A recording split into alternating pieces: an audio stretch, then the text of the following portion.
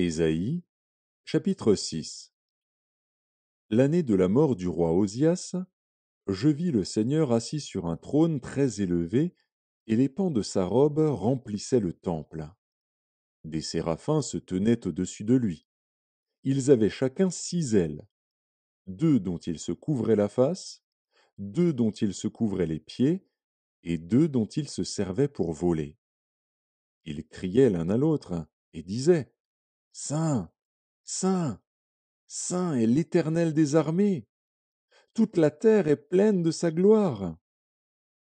Les portes furent ébranlées dans leurs fondements par la voix qui retentissait, et la maison se remplit de fumée. Alors je dis: Malheur à moi! Je suis perdu, car je suis un homme dont les lèvres sont impures. J'habite au milieu d'un peuple dont les lèvres sont impures, et mes yeux ont vu le roi, l'Éternel des armées. Mais l'un des séraphins vola vers moi, tenant à la main une pierre ardente, qu'il avait prise sur l'autel avec des pincettes. Il en toucha ma bouche et dit: Ceci a touché tes lèvres. Ton iniquité est enlevée et ton péché est expié. J'entendis la voix du Seigneur, disant: Qui enverrai-je et qui marchera pour nous? Je répondis: Me voici, envoie-moi. Il dit alors: Va et dis à ce peuple: Vous entendrez et vous ne comprendrez point. Vous verrez et vous ne saisirez point.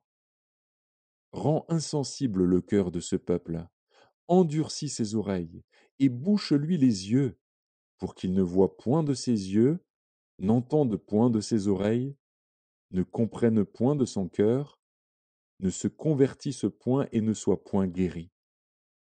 Je dis: Jusqu'à quand, Seigneur? Et il répondit: Jusqu'à ce que les villes soient dévastées et privées d'habitants, jusqu'à ce qu'il n'y ait personne dans les maisons, et que le pays soit ravagé par la solitude, jusqu'à ce que l'Éternel ait éloigné les hommes, et que le pays devienne un immense désert.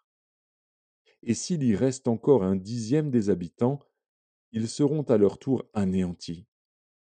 Mais, comme le térébinthe et le chêne conservent leurs troncs quand ils sont abattus, une sainte postérité renaîtra de ce peuple.